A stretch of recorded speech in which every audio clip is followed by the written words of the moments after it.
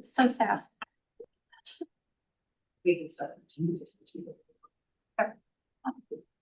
All right, thank you. I think we're ready to get started. This is the Capital Interpretive Exhibits and Wayfinding Subcommittee. We have Co-Chairman Landon online. Thank you. And I think if anyone else feels like me, I feel like we've all been a little out of touch for a couple months, so we are ready to sort of dive back in and reorient where we need to be. Mr. Co-Chair, do you have any other commentary?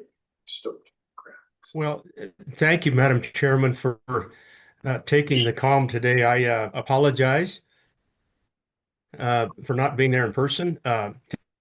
Today didn't work out for me to get down there, but it's really good to see everyone. Madam Chairman,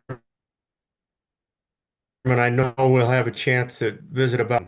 We've been apart for a little while, actually, ever since we opened the Civics Lab, and haven't really had a chance to tell everyone congratulations. And that was quite a milestone. And you did a terrific job that day, Madam Chairman.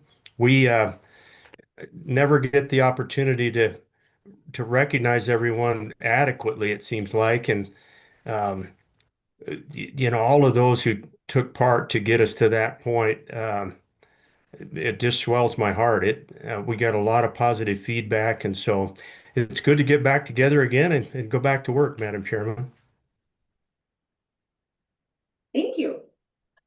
All right, I think with that, we could probably jump directly into the acoustics.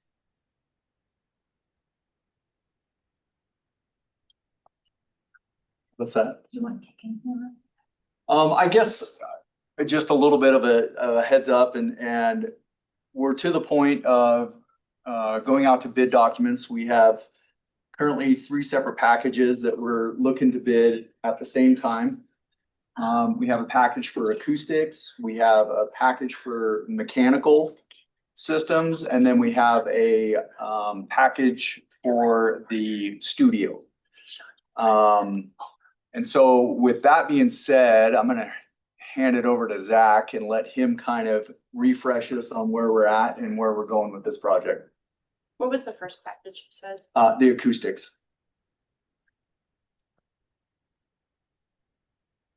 Thank you, Brandon.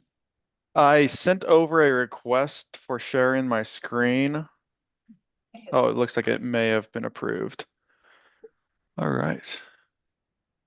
Accept.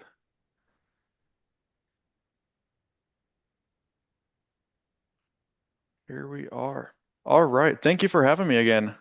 It's been some time, so I'm excited to be back in front of you all. I appreciate your all time and having us here. Can everyone hear me all right? Yes. Yep. Great. So we are titling this the pre-bid update. And, you know, again, with all of these updates we've given you, we wanted to just go over what our project charter has been since the beginning. And first and foremost, you know, that is not doing any harm to your beautiful historic capital. And we all need to acknowledge, you know, every time it is truly deserving of acknowledgement, the amount of work you have done to the Capitol and the great work that you have done to date. So anything we're doing here, we're trying our very best to improve what you already have, however much we can. And, you know, in doing that, we're looking at the acoustics specifically. And how can we balance what you have with its historical fabric, its, you know, importance to the state, and then the importance of the public and speech intelligibility and everything that goes along with what we're talking about with acoustics. So in all of our recommendations, we have always suggested that it be a balance. And we're looking at our high priority spaces that are very visible to the public and should be regarded as spaces that are highly important. So just to reiterate all of that, you know, we've been through this process. You know, that project charter we've shared again every time we've been in front of you all, and we've been, you know, We've enjoyed every time, of course, and I'd like to just remind you of what all we've done to date. So we first met 2023 and had our initial presentation and discussion with you. And that was where we were working on developing a report and looking at how we could conceptually fix some of the acoustic issues that we were seeing in the Capitol building. With Avant Acoustics' help, we were able to then put some value towards what those acoustic issues are. We're looking at our reverberation time and getting that down to our recommended level where we can actually, begin to hear and understand each other more clearly in the Capitol building and adjacent spaces. So through that process, we had our concepts we presented. We brought that to SHPO and had them on board, presenting that to the concepts to them.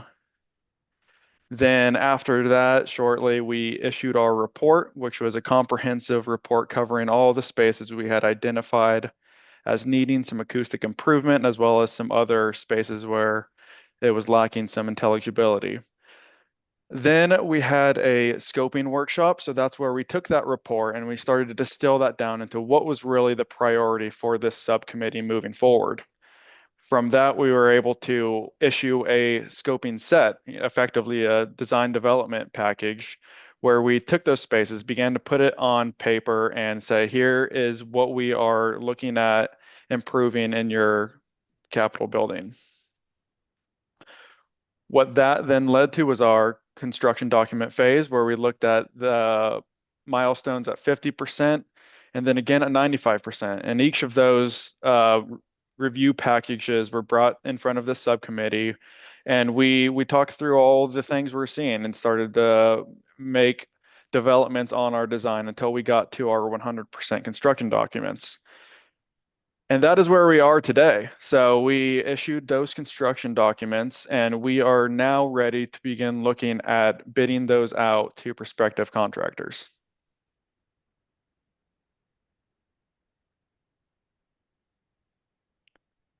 Again, the timeline.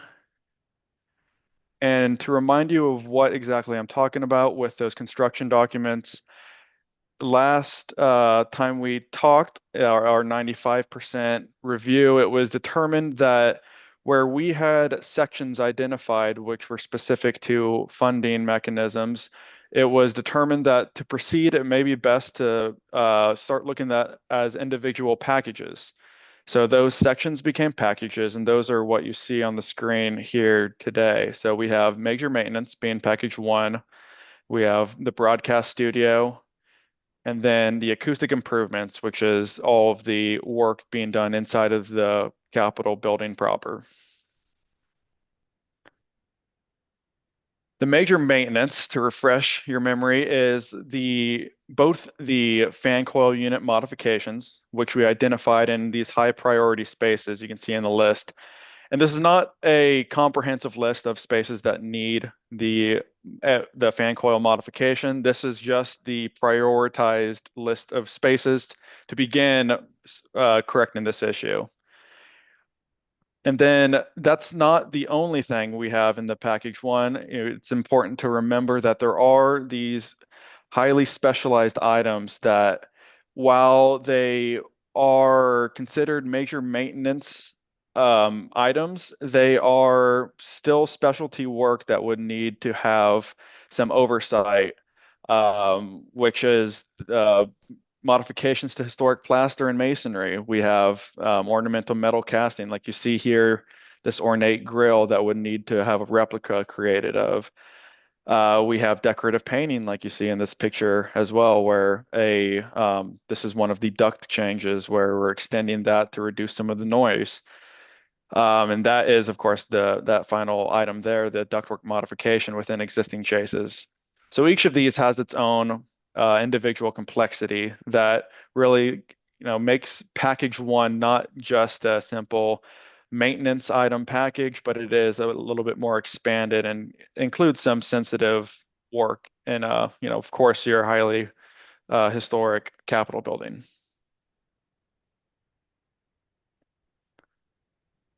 Are we all in good understanding on package 1? Yes. Thank you. So when you met with the State Historic Preservation Office, SHPO, did they have any concerns? And if so, how were those addressed? No, I mean, it was just a review with them. It was not a formal review per se, but it was getting in front of them to making sure that they were comfortable with what we were presenting.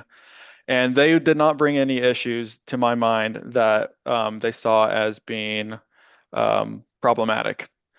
What we wanted to do with this whole construction document package is anything that we are proposing and recommending that you do, it is all reversible. That is one of our top priorities, is that anything we do can be removed simply and safely in the future, with changing tastes. Although we do believe our designs are, of course, timeless, we do strive for that, but we understand that with all buildings, they kind of evolve with us.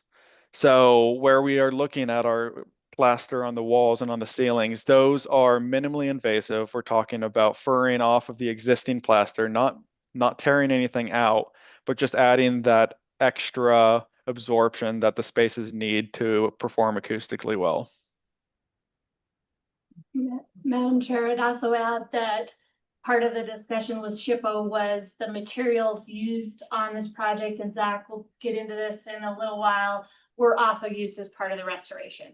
So there's not really an different railing type, or we'll use the Julius Bloom is what will be specified, and some of the acoustical plaster materials are already being used with pieces in the Capitol, and that's an important part of it too. Thank you.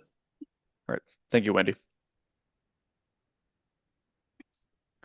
Package 2 then is the broadcast studio in the Hirschler building.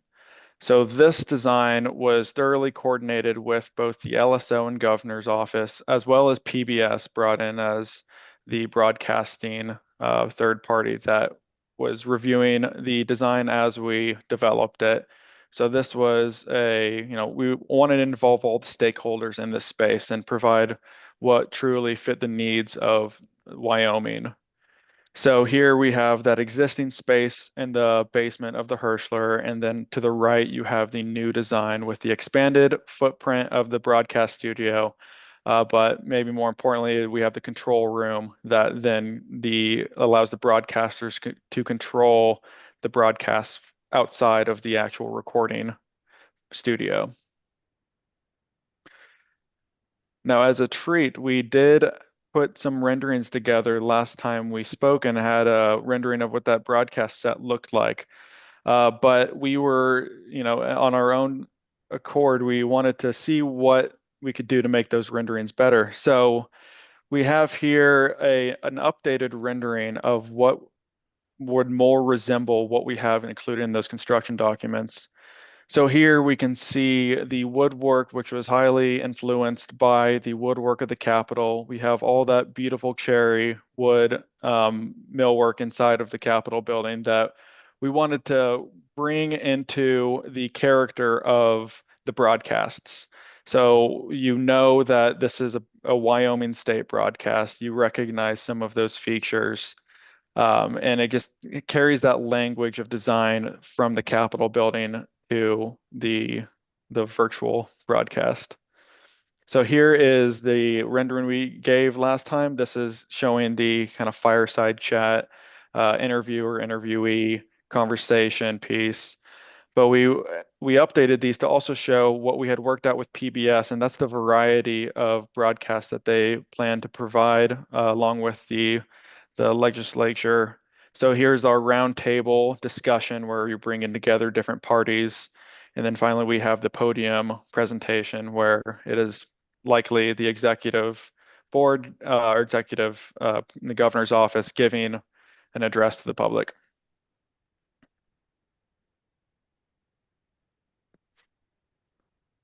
Any questions on package 2? Looks good.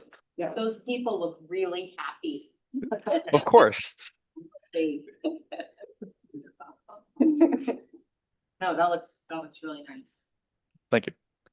And Madam Chair, as a reminder, that broadcast studio would also be made available for governor's news conferences, legislative news conferences, elected officials, state agencies, if there's video work that state agencies want to do. So the goal would be to schedule it like you schedule other rooms in the extension. But we can't make any political advertisements there, right? I would guess that that would be part of the policies that you'd want to develop and look at as we go forward when we talk later today about Okay. the governance role of this committee. Ah.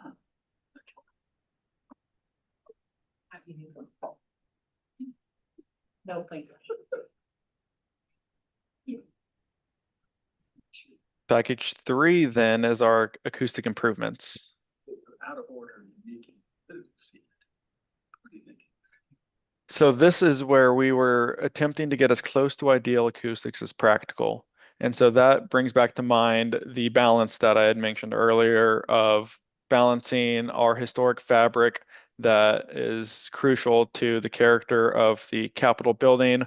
Then also the other critical aspect is the acoustics and the ability to hear. And, it also affects how the sound is broadcast virtually for recorded meetings. So we're balancing the acoustics with the building itself. And when we're looking at absorption, this is a graph we had shown before, looking at the net impact of different remedies. So we have the wall, ceiling, and then drapery, with the ceiling being the most impactful. And that's where we're looking at being the least visually invasive. And these rooms here, we identified that the ceiling is right for the entirety of its acoustic improvement, where there would not be a need or any added benefit on putting anything on the wall. Now, this is what we had shown for a rendering of what that would look like, and the detail which we developed to discreetly put that ceiling treatment on the ceiling within the coffers. So this is the governor's ceremonial conference room, and you'll see between the top and the bottom just has a little bit more of a that thicker plaster assembly within that coffer. So you'd notice a small shadow line. It's about 2 inches thick, but apart from looking up and with a close eye, it will be out of sight and out of mind effectively. So that is the ceiling. Now we are left with 3 other spaces. These spaces, of course, not only are they more prominent in the building, but they are also larger volumes, and they kind of go together. Well, with the larger volumes, then we have to look at the entire comprehensive approach, which is looking at each one of these items and how they individually will benefit the space. With the Joint Appropriations Committee room, though, the ceiling was not really an option. Of course, it has a highly ornate decorative painted ceiling, which was off limits to us. We didn't want to negatively impact any of the work that was done up there. So here we're basically stuck at looking at the walls and how can we appropriately treat the room with wall treatment. So this is a detail that we had developed. We are looking at the millwork that's present in the room at both entrances of the doors and looking at the jamb casing and seeing how we can take some of those familiar profiles and then influence the design of the molding that would border the acoustic treatment, kind of gradually ease into that acoustic board. So it's not like the fabric acoustic treatment that you would see in say in the broadcast studio. This is going to blend into the wall. It's acoustic plaster. And we have even developed a decorative paint scheme that can be employed, although I will emphasize on each of these rooms that the decorative paint scheme, while we are including it currently, this will go through a mock-up process where it will be up to review by the subcommittee and all stakeholders in the construction process to make sure that this is truly what the capital needs moving forward. If it's decided that the decorative paint is not doing the job, or if it's distracting, then what we could simply do is do a paint wash where it is the same color as the wall, and that will blend it in more discreetly. On the flip side, the decorative paint in this space does provide some type of a tie-in with the rest of the room. The ceiling is very ornate. It's beautiful, but it's also visually heavy. Right now, I think the heavier side of the composition of the space is at the top of your eye. Adding some decorative paint on the wall may help balance that out a bit. Things to consider moving forward, but that is why we included it in our design package and are recommending that.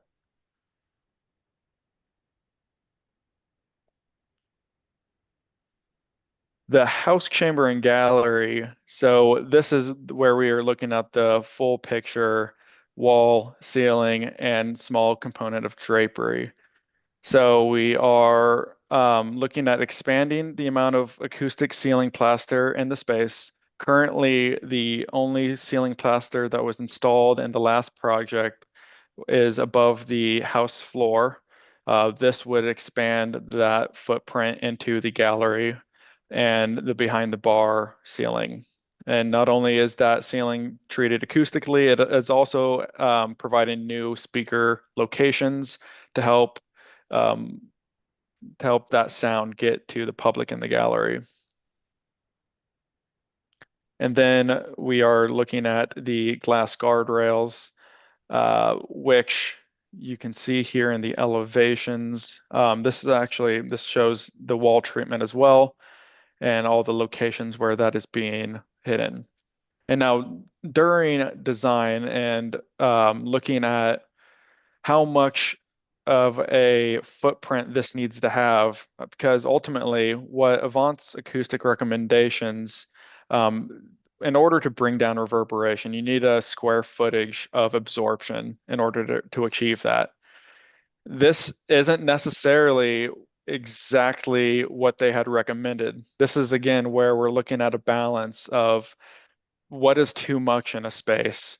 And what we found here in these locations is this is what we believe to be a perfect balance of achieving a desirable acoustic performance while not overdoing it with too much acoustic material. The railing will be at the galleries, and this is where that glass railing, 1970s railing, was left as a part of the previous project, while the railings surrounding it were included in are these Julius Bloom bronze railings. What we're proposing for acoustically, they are blocking sound. That is one thing that we want to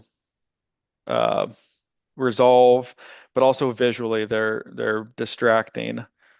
So we included this design of a Julius Bloom bronze railing that would be it would resemble what was done in the last project for the guardrails and handrails.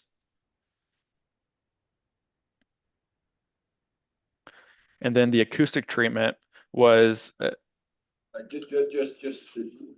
are you actually doing with glass? Are you leaving it there or are you replacing it? replacing it. And that's gonna be something you can't see through. It's gonna be some acoustic material. The railing will be lower than the glass currently is, apart from where there's a path of travel and it's required by code. And so that's where on the sides of those columns in that drawing and to the far left and right of the railings, you have that little heightened section. Can you zoom in on that elevation so we can see it a little bit better? Thank you. I can try. There you go. And this is just a snippet of the elevation that was included in the construction documents. And so that lower elevation, that's gonna be what, 40% of the height of the glass? It'll be 5 inches. We've shown here in the detail, which it will be about a third the height of the glass, if even. And you're not gonna have a higher guardrail over that so people don't tip over the balcony? No, that is not required by code. That would be a comfort level thing, but not typically seen on balconies and theaters. There are exemptions for that, and this is why, because it would block the view, the sight lines of the. It's a pretty narrow walkway between those seats. If you've got somebody there and you're trying to get around them and you're almost hanging over the glass to do that, you know, you're 6 foot or higher than, you know, that you're just a little bit over your knee where the wood is. Yeah, and one thing I believe we had brought up before, but it is the glass railing there is not exactly structurally sound. While it's sturdy, we don't believe that it would be tested at a the strength to hold someone pushing against it. So it may be providing a false sense of security.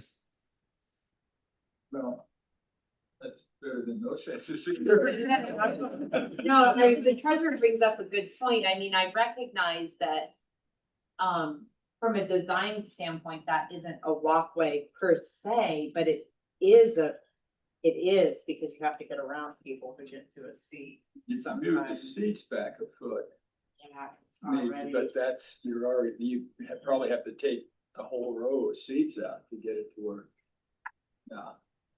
I would just think maybe a bronze deal, you know, all the way across, where if it's about hip high and somebody that's, you know, 6'3", 6'4" or something, you know, that was sturdy enough, you could grab onto it and do that. But you might consider that, you know, we'll just up our insurance. Of course, we're sovereign. We don't have to worry about people dying. So, I mean, I wonder, and I get that visually the glass is not historic and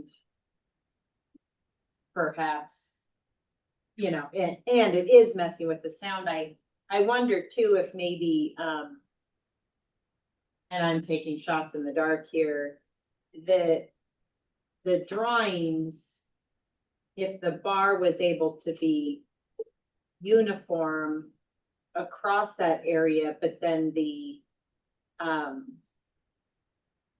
columnar bars weren't to me in those renderings, they seem needlessly frequent. That's probably right to code though. Yeah. Unfortunately, we do have to have the 4-inch sphere can't pass through those balusters. Gotcha. Okay. Yeah, we might just have to ponder that one. And walk around up yeah, there. you could maybe get a piece of tape and put it on the glass about where that's gonna be. And we can just, you know, see if our comfort level is there with that. That sounds like a good cheap mock-up. Yeah.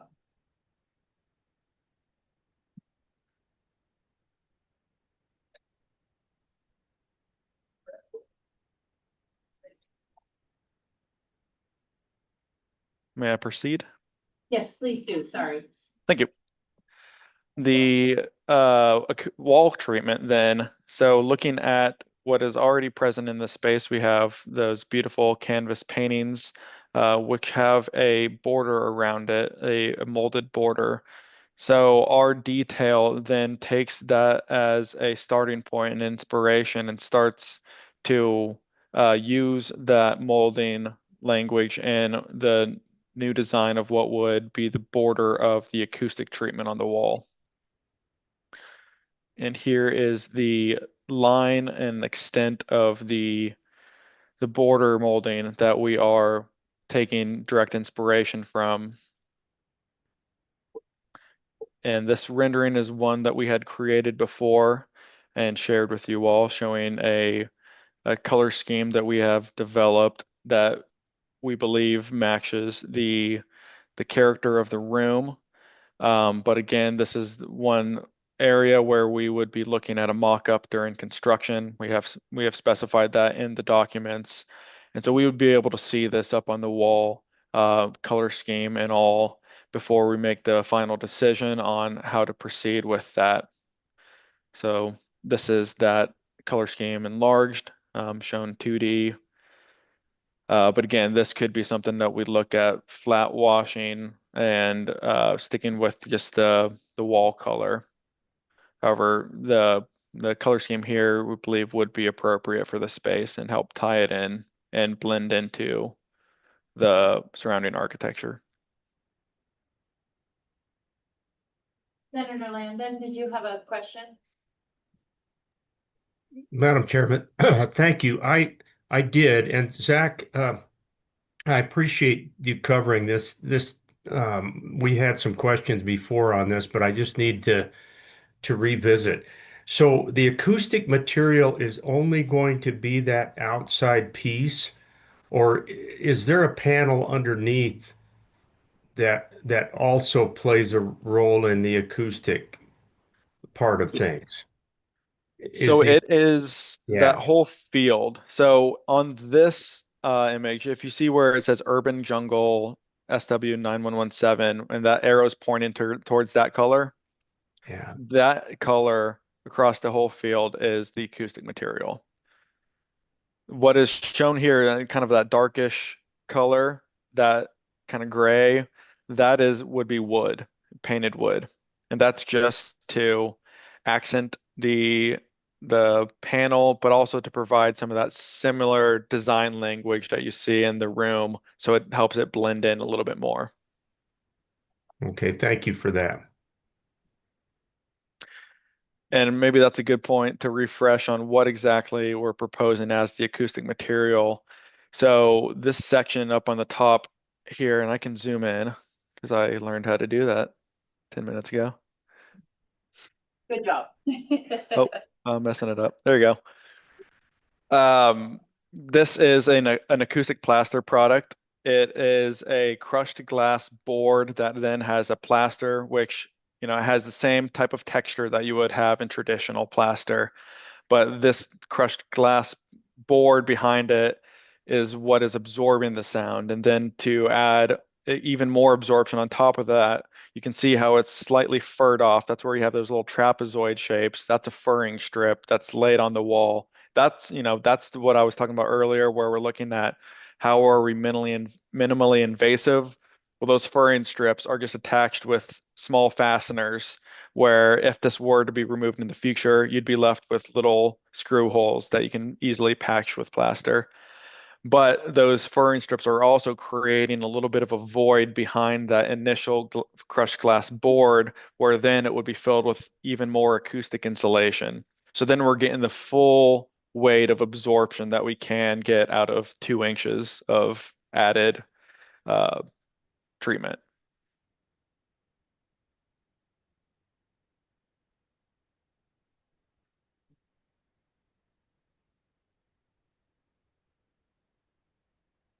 Oops.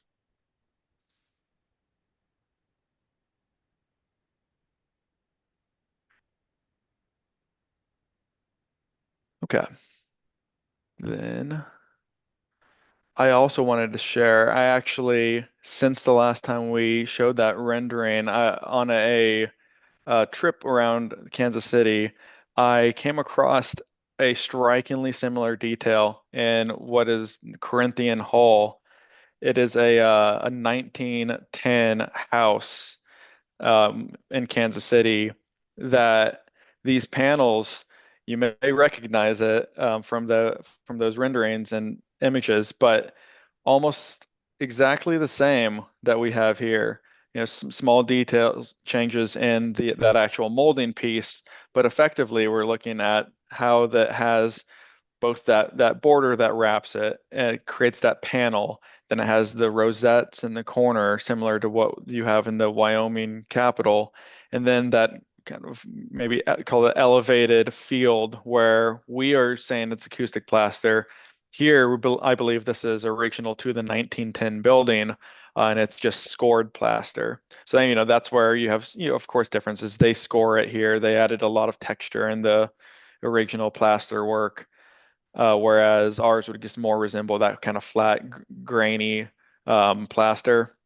But I just thought that was, interesting and almost validating to see a detail like that in the 1910s. Really cool.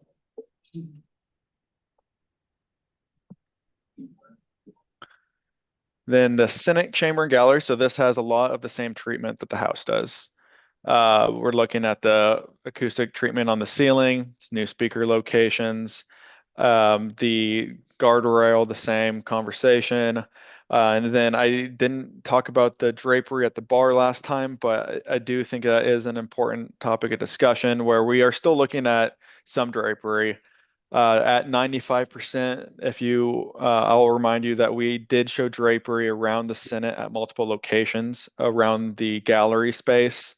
That was initially to block some of that sound traveling up there in order to not include an acoustic treatment on the ceiling. Well, in order to, maintain some consistency and also where we were looking at balancing cost, it was determined that we move forward with just ceiling treatment and have a reduced scope on where our drapery is being added. And where we do have it currently being added as an add alternate is at the bar location. So that is on the lower level where you are entering in from the lobby. And so that's helping in multiple ways. Not only is it an absorptive material, this is an acoustic drapery specialized for, say, theatrical or large congressional volumes and spaces, but it's also a visual break between the conversations that are going on in the bar and lobby. And so that sound isn't coming in and you're a bit more closed off if that should be desired, because these are operable. This will be something that can be easily pulled open and drawn with a cord. One point of clarification there, they're operable, but they are not going to go over the two aisle entries into the chamber. That was something that was confusing last time. They're not in the ways, they're off to the side where there's the half glass panels and the wainscot now. Yep. So we're just looking at where this red line is. The entry to the Senate floor would be through these two openings, passages.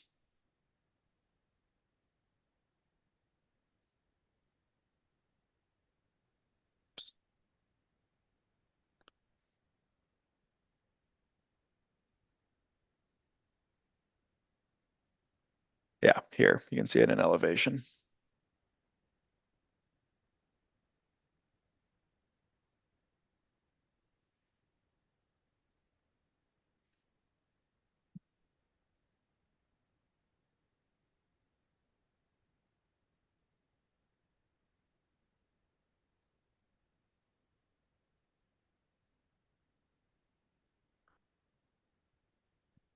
And here I found an image you could pretty clearly see what I'm talking about with the visual distraction and how you can clearly start to identify that it's a non-historic item, is that glare you get from the ley light above the Senate floor.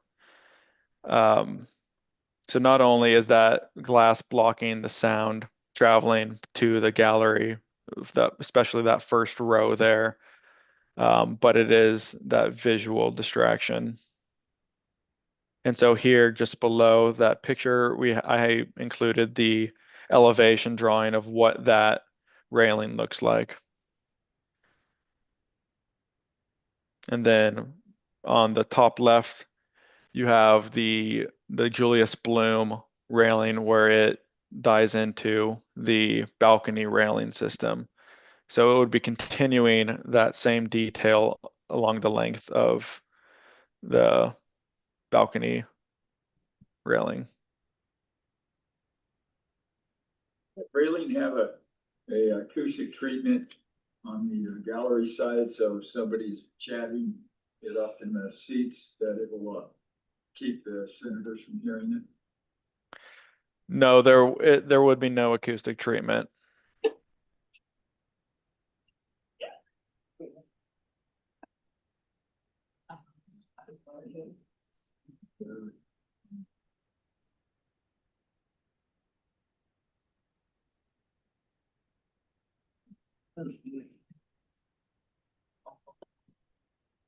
So, Madam Chairman, Go ahead. just real quickly, Zach, can you refresh my memory as to the speakers? I thought we added some speakers above the gallery over on the House side, and I assume we're doing that on the Senate side as well. Yes. Okay. Yeah, adding speakers, changing some locations, better distributing that sound. Yeah, there's a lot of important things said in the Senate, so we want to make sure everybody can hear it and Absolutely. everybody, this is one of the most important areas that we're going to talk about right here. So just wanted to remind everybody. Thank you, Senator Landon.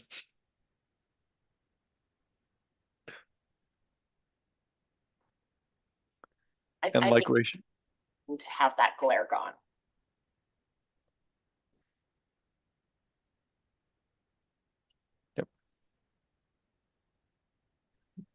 Yeah, Madam Chairman, I really appreciated Treasurer Meyer and you pointing some things out as we cover this on the House side. But if we can get to a comfort spot, I sure like the idea of that glass going away.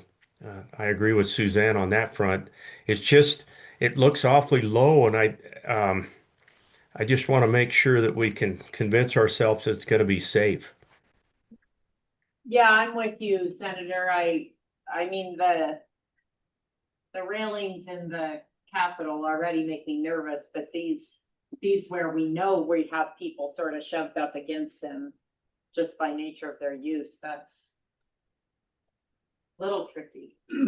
Zach? I think that at least a bar that would go across at the height of the two sides, that was that grass and maybe enough, vertical posts to make sure that it was pretty.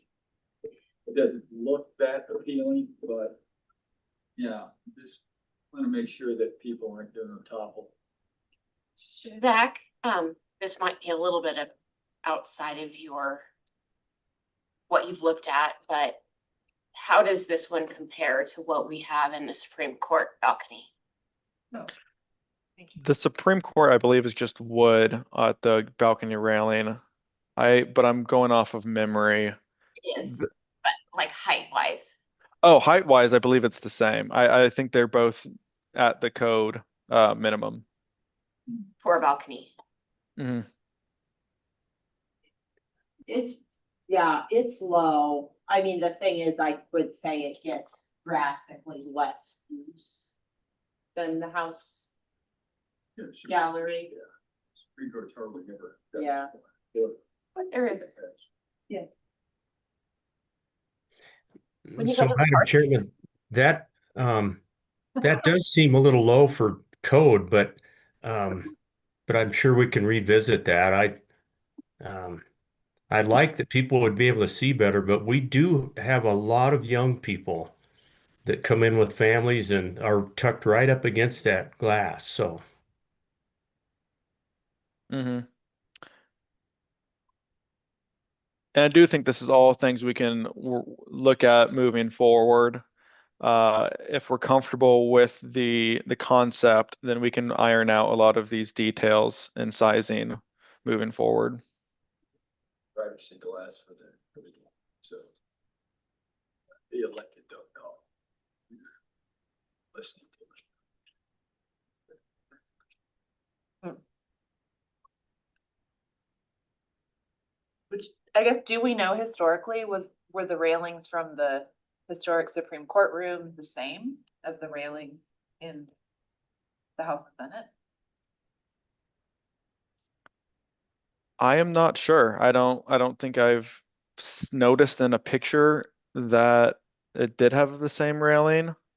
There, if there is any evidence of it, it may be covered up by those wood uh, posts that hold up the glass.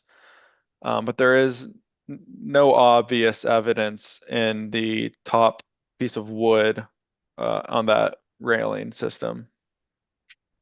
Go ahead, Wendy. Madam Chair, my recollection, and we can go back and look at some of the photographs from archives, but my recollection is this glass may have been added in the sixties or seventies. And so I seem to recall as part of the discussion during the Capitol Square project that the wood wainscot you see may have actually been the height.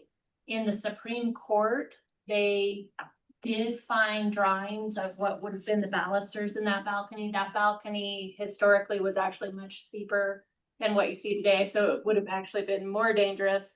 I'm not sure, Suzanne, do you recall if there were railing heights? We probably just did them to what's called it's like a balcony seated code is what that height is. And we have the original drawings that we can take a look at. We can do some historic research.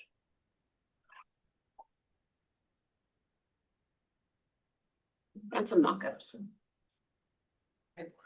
Yeah. And Madam Chair, that might be the way, Zach, I was just visiting with Suzanne and Brandon, and we thought maybe for getting this package to bid, maybe we could just modify to say that we could do some mock-ups as part of this process as well to make Okay. this on railings, if that works. So. We'll go down the road, skip the tape. I can say that the oversight group was concerned about this class at the time because it was understood from the structural engineer that this would not hold, say if let's say several people were pushed, there were concerns about it, that it may provide a false sense of security. But if you just were sort of losing your balance a little and it It's tipped gonna you help- it's back, gonna it would help you. Yeah. And it probably got put there to begin with for some reason. Yeah. Anyway. What's that story, Wendy? There's something about, I don't know. I thought there was a funny story with people throwing certain things into the Senate floor. Madam Chair, that there was a feeling that perhaps this would keep people from throwing things over, but It has would- not. it would maybe just dissuade you for a moment if you were intent on throwing, things have happened in other chambers around the country of things being thrown over. We'll leave it at that. Okay. All right, moving right along. So, Madam Chairman, I would just say that one of the toughest things is when those peanut M&Ms come down off of there. Those are really They're hard to catch. They're hard to catch in your mouth.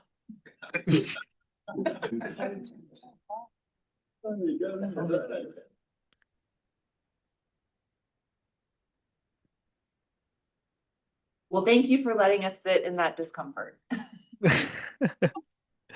Right.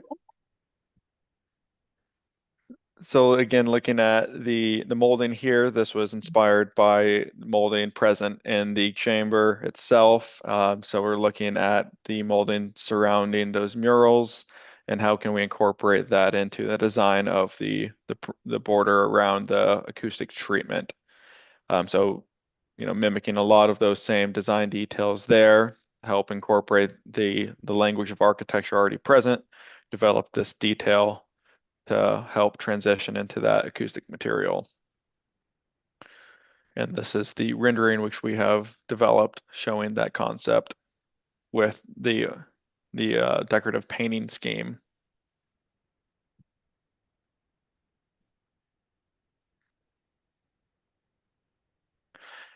And that it does it for the packages. So what we have to date then is ready to go out to bid. We have compiled all these 3 packages. I believe they're complete and would greatly benefit the Capitol building. One thing I want to mention is we do believe these should be put out to bid contemporaneously at the same time, that is.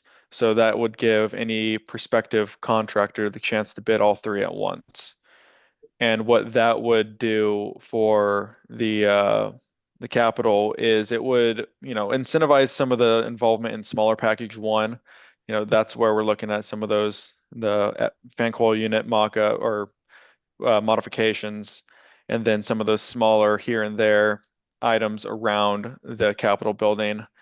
But it'll also just give some efficiency to contractors' pursuit, and that would be seen in less mobilization. It would be seen in, using some of the same subs to do work in all three packages.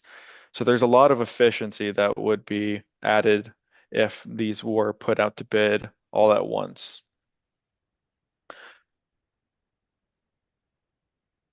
And last thing to note is that we will be working with Capitol staff or state staff on the sequencing of the bidding and of subsequent work. So, Madam Chairman, Zach, some of this work is probably, a detailed kind of work that not everybody can do. Can you speak to that just a little bit? Some of this is probably going to have to come from folks who do this kind of work. Truly, yes. A lot of this is specialized work, especially you see that a lot in package 1 and 3, but that's not to forget that package 2 has a lot of intricate technological components and some ornate millwork in that broadcast set. So it really is kind of across the board. Each one of these packages does have some specialized needs, not just in the decorative paint that we see in 1 and 3, but even the plaster it's not the typical type of work, but it would be good to have a single GC or general contractor oversee the entire scope. So Zach, just to follow up, Madam Chairman, thank you. But it for the committee, I think it something that we need to understand that some of this work is probably going to have to come from somewhere else, simply because of its, it's historic and ornate and all the things that come into play when you're working on a historical building. But it doesn't look like it precludes some of our contractors getting involved either. Maybe on a sub basis or whatever. But it is something, Zach, that we get asked about all the time. And yeah, Did we make sure that our local guys have a chance at this? So rightfully so. I think that's very important to consider. So then, what is the next step for this committee or to go ahead and get this moving forward? I believe we can go ahead and work on the front end, work with Zach to polish up the bid package. Perhaps add a note or two about mock-ups, but that could also come by addendum. I do believe it could go out on public purchase in the near future. Not be able to award until a little bit later in the agenda, until those tasks are accomplished. Gotcha.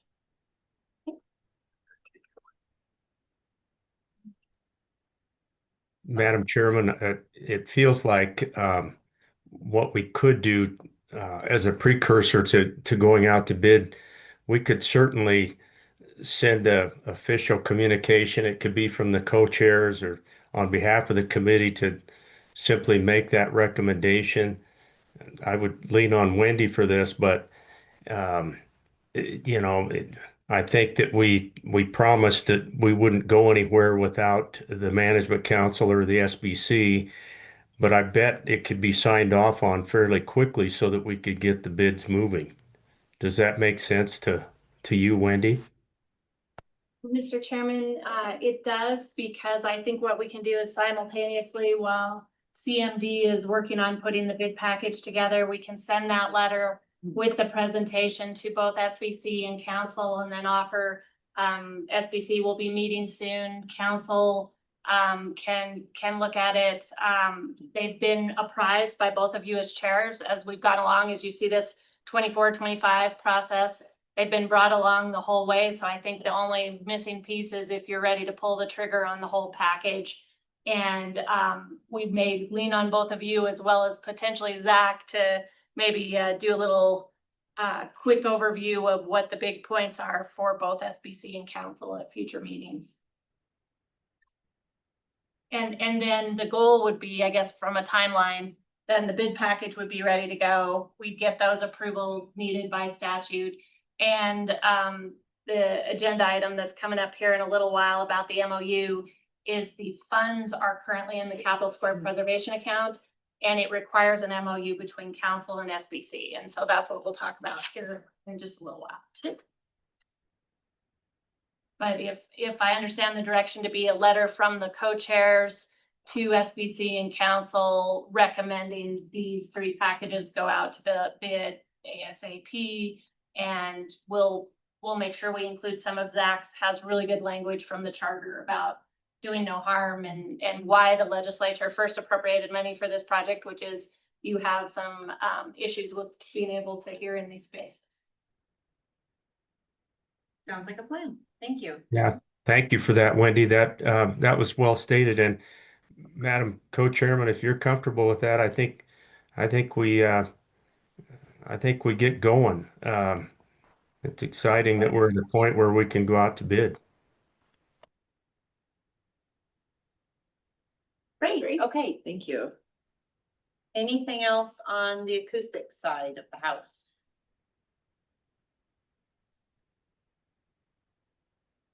Madam Chair, I'd just say thanks to Trainer and Henderson and Avant. I think they've done really great work here. And they've been very patient with us, so we appreciate that. And thanks for bringing us back up to speed. Awesome. Thank you.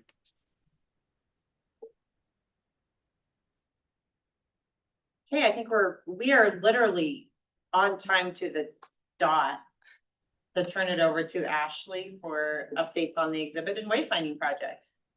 Hello, everyone. Can you hear me okay? Yeah. Fantastic. Jake should be coming in here in a second. I had him hanging out by the door, so he may interrupt the presentation here for a minute, but I'll go ahead and share screen. Have a short slideshow for you all.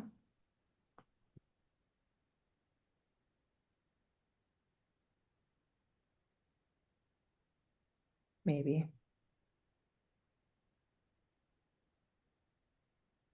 Okay. Can you all see this? Yes.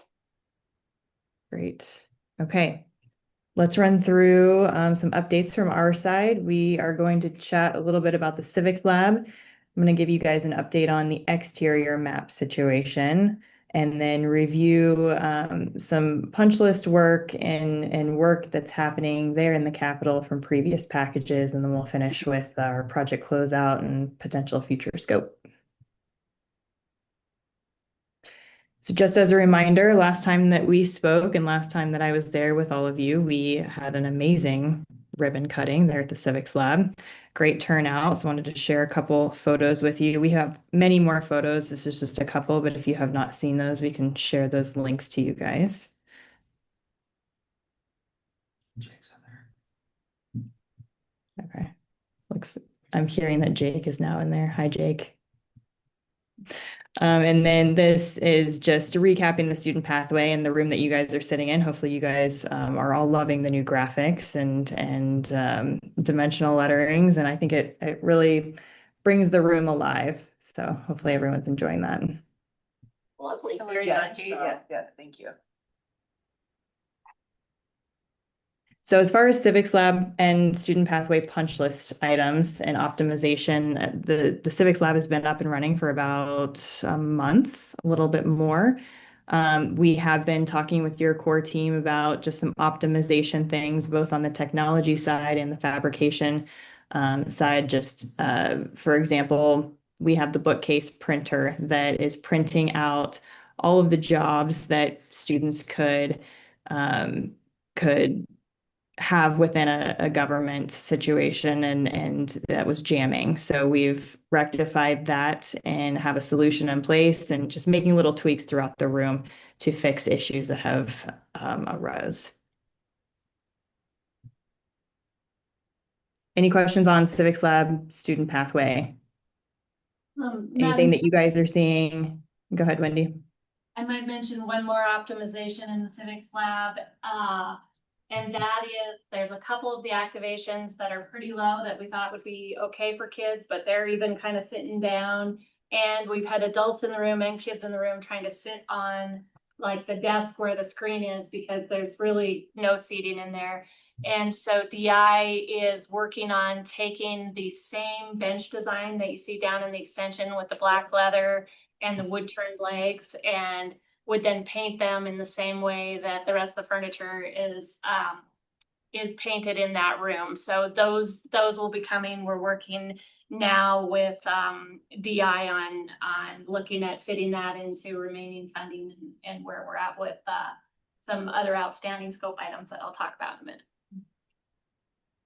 So, Madam Chairman, my apologies for jumping in, but I just was not specific to start the meeting, but I wanted to just throw out a kudo to all of those who finished up that civics lab work. I managed to get in there to take a look a couple of times during the session, and I hope you'll pass along a thank you to everyone who was involved. Several of those wonderful DI people were in there, and the detail work that they did, and how well they did it to get that finished up. I just didn't want to not recognize that. So be sure to thank everyone for all the work they did. We will pass that note along. Thank you for that recognition. And Okay. Matt, I might mention one more thing in the civics lab, which, as most of you know, Rihanna has taken a new position. She was our lead in working with Department of Education and state parks, state museum staff on operationalizing that space. And so we will continue to work forward, and we'll work with this committee. That's also part of this MOU process of how you transition into new roles for how the exhibits will work. And so I just want to let you know that the remainder of this school year is really what we've been calling pilot project mode. We have warned all of the teachers that we're trying to figure out how the space works, how it should work, what the optimal time in the space is. We have so much enthusiasm that we haven't really turned anyone away, but the content is very specifically written thanks to Department of Ed at the 5th to 8th grade level. That is where you first start really getting civic standards. So we need to kind of work through, if you're younger than that, what does that experience look like? And not wanting to take away if you've seen it 16 times before you're in 5th grade. So we'll come back to you with recommendations on how, what we learned during this spring field trip season. Madam Chairman, one additional comment on the space. We've had, there's a few of our folks that walk every day. They take their walk through the Capitol, and they've actually helped with people visiting the Capitol. Oftentimes they'll direct them to a restroom or different things like that. They've mentioned to me that on more than one occasion, they've had people ask about the civics lab because they think it's closed. And so just a note of, if the door, because the lights do go off if there's no activity, which is, it's great, but yeah, have you had thoughts? Sorry, thank you, Madam Chairman. I forgot to mention this. And actually we have Jake and Jay here, and we'll do a little better introduction of them in just a minute, but that is part of the punch work in that space. That is a room that had a motion control sensor on it, but it's now a room that we want on all day during business hours. And we will also be adding some of that lovely gold vinyl to the doors that says something to the effect of, we're open, come on in, and we're working with Nigel on what that'll look like. So we've heard that it's kind of unclear whether or not you can go in there, and so we'll do some work to make sure it's clear from the outside that any member of the public can go in. Thank you. Madam Chair, I'm so sorry. Go ahead. The docents and I, we have the two offices right at the very main entrance to the building. Uh-huh. And currently, when we greet guests, we let them know, especially if they have children with them.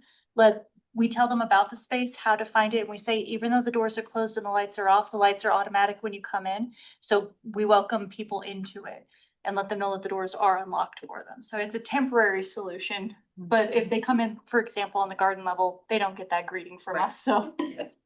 Great.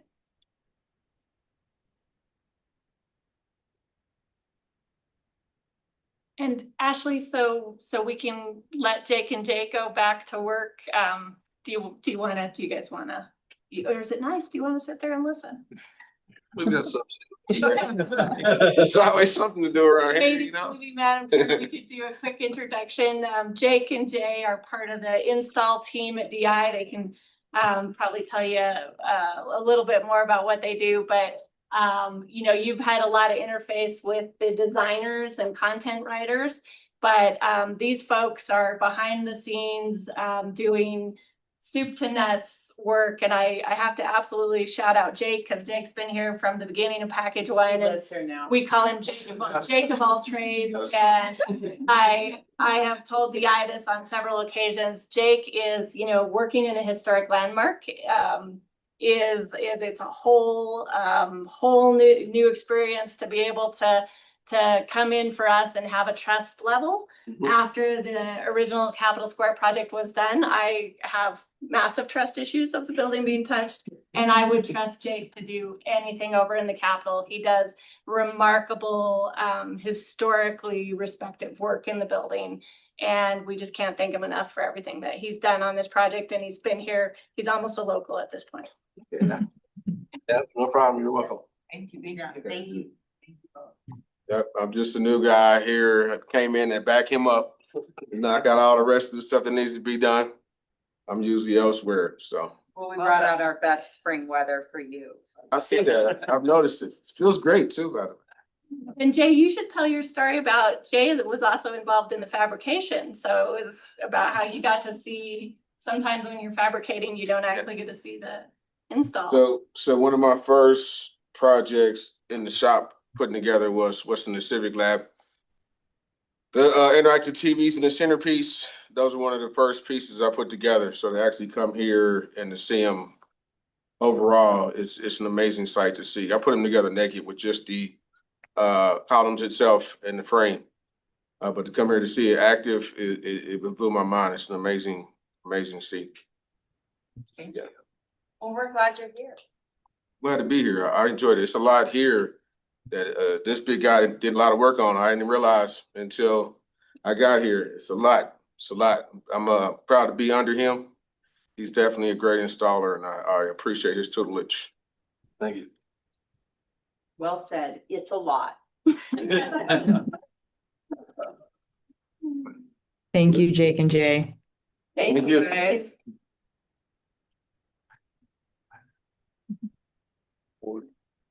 Okay, any other items for Civics Lab? If not, we can move on to the exterior signage. Awesome. Okay. We have heard a lot of questions about the exterior signage, so we wanted to make sure that we address it here today.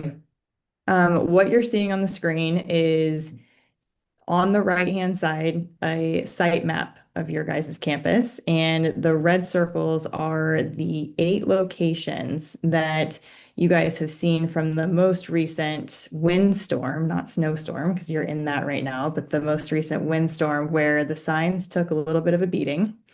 Wanted to go over what we are talking about with your core team about an alternate design. So what you're seeing in the center of the screen is what's currently existing for the reader rails. And if you guys are walking around the campus, it's a double leg stanchion and it's an HPL graphic at an angle. So the approach that we're going to take for the exterior maps, which would be all the way to the left, what you're seeing there is the red line. The maps would come from a upright orientation to a angled orientation, both within the concrete pads that are already poured. So we're not doing any more landscaping work. We're not doing any more concrete work. We're simply changing the bracket style of what was currently existing and that you guys have seen to an angled bracket. And all the bronze is complete. We're just doing quick engineering on the bracket style to match this reader rail angle. And some of them may be at different heights just depending on ADA access. And you see in this particular photo that we have here, there's a curb where some of those locations are not. So there might be a height difference between different points within the campus, but in general, they'll be at the same angle and very much readable and accessible to everybody. One other note here on the exterior reader rails, you'll see this bracket here that comes up and over the HPL. On the maps themselves, it'll just be the bronze map and no bracket here that wraps each side. So just a minor design detail there. So those all did fine. Say that again? I could probably answer that, Madam Chair. The reader rails are the only elements that are currently at an angle. All signage is upright, vertical, and almost all signage was impacted that are the large. I think they're 24 by 48. The smaller signs were not impacted. Okay. But we think this angled solution solves several problems. One, it solves hopefully the wind just hitting with full force those bronze signs. Brandon might want to talk some more about, there's some aluminum issues that they're mounted on, and then you've probably seen leaving the site, there's 6 giant bolts and washers.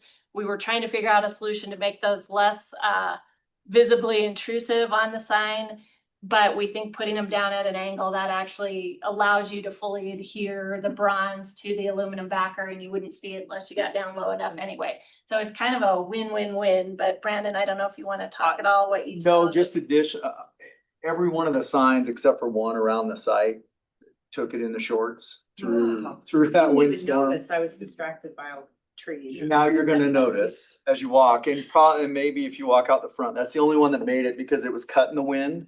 I've noticed that they're gone now, but I didn't Sure. notice them. I'm assuming they just did this. And I think putting it at the angle and getting them a little lower is gonna help with cutting the wind, and this bracket style is gonna be able to handle that weight better versus a single point. There's aluminum trays that go through there that kind of hold it, and that wind just rocked it back and forth and loosened them up. Gotcha. So from a safety standpoint and from a aesthetical standpoint, the other part of it too is as you walked around and seen those signs, they kind of cut off your visual of the building itself.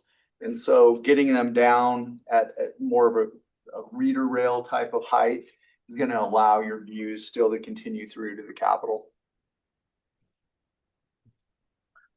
Well, Madam Chair and Wendy, I'd just like to say thank you guys for your work on that, because being here that day and watching out the window as the sign was tipping, it was, when I left that night and it was still blowing like crazy, I walked over to this particular one picture and I thought, I'm not sure it's gonna make it through the day, so I'm glad this has all been discussed and worked on. That's awesome.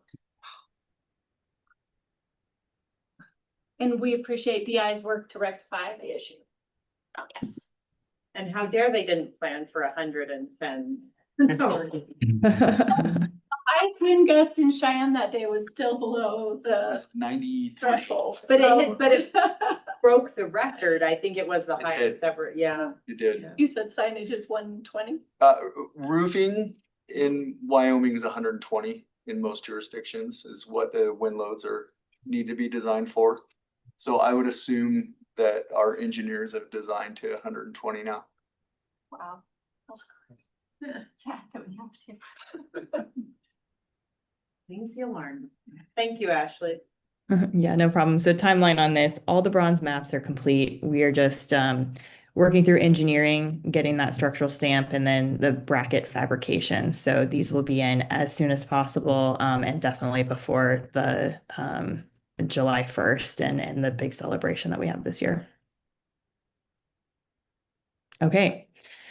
On to the next major thing that you guys are seeing within the Capitol. We are adding lighting within the niches in between. So there's 4 areas. If you guys walk on the garden level, and you may have heard some of the work happening this week as well. We have added a single pendant light in both the governor's and the caretaker's niche.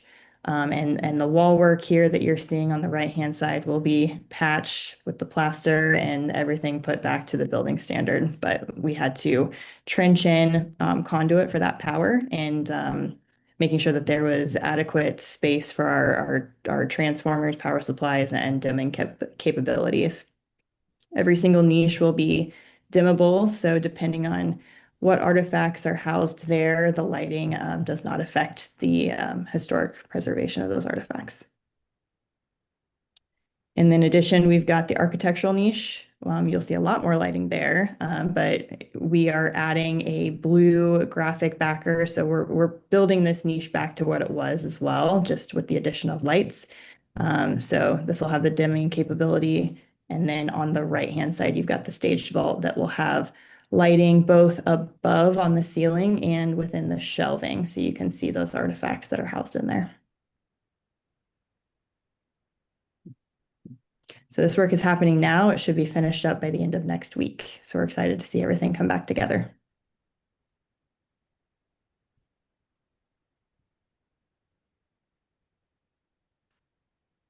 And then Wendy, I'm gonna throw this back over to you for project closeout and mainly for future scope and discussing the path there. You bet. Thanks, Ashley.